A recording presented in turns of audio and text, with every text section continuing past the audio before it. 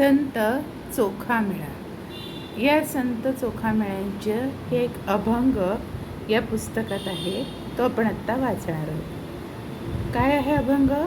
चंदनाच्या संगे बोरिया बाभळी, हेकळी टाकळी चंदनाची. संतांची या संगे अभाविक जन, तयाच्या दर्शने तेची होती. चोखा म्हणे ऐसा परमार्थ साधावा, नाही तरी भार वहावा खरा ऐसा. आता चोखामेळ्यांना, संतांना या कवितेतून, या अभंगातून आपल्याला नक्की काय सांगायचं आहे? तर त्यांचं काय म्हणणं आहे, बोरी बाभळीची जी झाडं असतात त्यांना खूप काटे असतात. ते त्यांना काही वास वगैरे नसतो, पण चंदनाचं जे खोड असतं, जे झाड असतं, त्याला एक वास असतो. तर चंदनाच्या बरोबर बोरी बाभळीच्या काटक्या जर का बांधल्या, आपण मोळी बांधताना जर का चंदनाच्या मोळीमध्ये काही बोरी बाभळीचे लाकडंसुद्धा टाकली, हेकळी टाकळी चंदनाची. तर बोरी बाभळींची जे काड्या असतील किंवा काठ्या असतील, त्या कशा असतील? वेड्या वाकड्या असतील, लहानशा असतील, त्याला काही वास नाही अशा असतील. पण त्यांना चंदनाच्या बरोबर बांधलं गेलं तर काय होतं?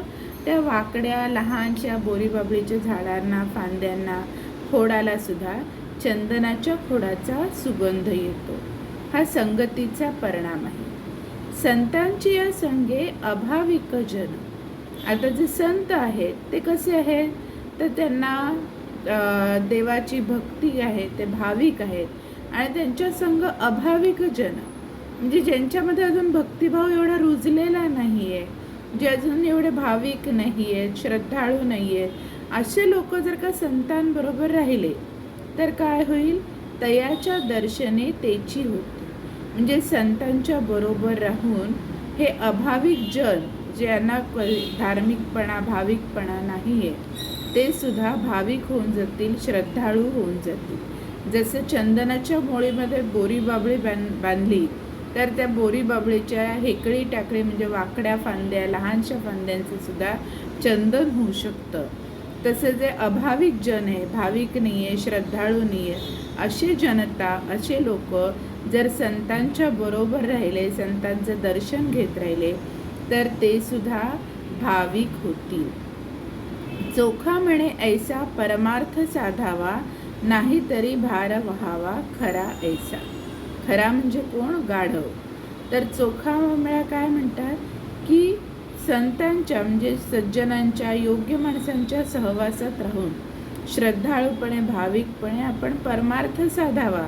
नाही तर ह्या मनुष्यजन्माचं जे ओझं आहे, ते मनुष्यजन्माचं ओझं जसं गाढव भार वाहत जातो, तसं आपण आपल्या मनुष्यजन्माचंही ओझं वाहत राहावं, ज्याच्यामध्ये काहीही कुठलेही टार्गेट नाही आहेत, एम्स नाही आहेत, काही ठरवलेलं नाही आहे काय व्हायचं आहे, कुठलाही श्रद्धाळूपणा नाही आहे, भाविकपणा नाही आहे. तर असं आपलं गाढवासारखं आयुष्याचं ओझं व्हावं. हे तुमच्या हातात आहे की तुम्ही संतांच्या संगतीत, चंदनाच्या सुवासामध्ये राहणार आहात का तुम्ही तसेच अभाविक राहणार आहात. तर संत चोखामेळ्यांना या अभंगातून सुचवायचं आहे की तुम्ही चांगल्या संगतीमध्ये राहावं. यालाच काय म्हटलं जातं? थोडक्यात जर सांगायचं झालं तर सुसंगती सदा घडो, सृजन वाक्य कानी पडो. म्हणजे तुम्ही चांगल्या संगतीमध्ये कायम राहिलात तर सृजन म्हणजे चांगली वाक्य कायम तुमच्या कानावर पडतील आणि हळूहळू तुम्ही सुद्धा एक योग्य व्यक्ती बनाल. जर तुम्हाला अर्थ समजला असेल तर चॅनलला लाईक करा, शेअर करा, सबस्क्राईब करा आणि बेल आयकॉनवरती क्लिक करायला विसरू नका.